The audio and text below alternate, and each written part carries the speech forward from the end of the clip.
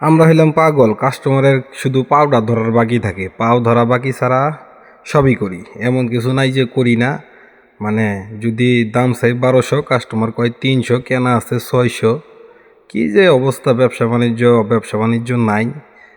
ওই কথা একটাই, কাস্টমারের পাওটা শুধু ধরার বাকি থাকে দামটা বানাইতে গেলে। যদি দাম বানাইতে চান কাস্টমারের পাও ধরা লাগবো, বইন কোয়া লাগবো, ভাই কোয়া লাগবো, কাকা কালা কোয়া লাগবো, দুলাভাই কোয়া লাগবো, সুন্দর সুন্দর কথা কোয়া লাগবো, মিষ্টি কথা কইতে লাগবো।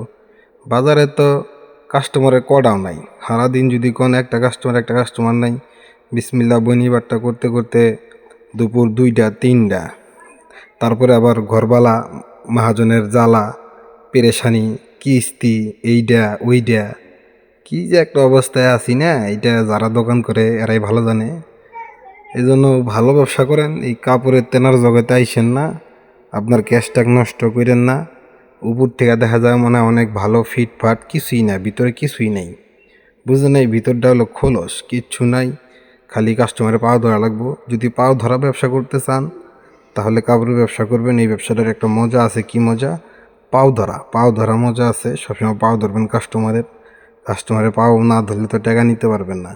কাপড় টাপড় পছন্দ করাইবেন, খালা মাম্মা ফুপু এগুলা বইলা পছন্দ করে, তারপর কাস্টমারের যখন বনবো না, দাম বোনা তো দূরে থাক, বনার আগে থেকে পাও ধরা লাগবো। পাও না ধরা পর্যন্ত আপনি দামে বানাইতে পারবেন না। আর যখন পাও ধরবেন কাস্টমার, তখন দেখবেন যে একটু আর কি সুজির মতো সিজবো। এই হলো ব্যবসার পরিস্থিতি। ভালো লাগলে একটা লাইক দিয়েন, চ্যানেলটা সাবস্ক্রাইব করেন, সাথেই থাকেন, সাপোর্ট করেন, ভালোবাসা দিয়েন। ইনশাল্লাহ কে কোথা থেকে দেখছিলেন কমেন্টে জানাই যাবেন।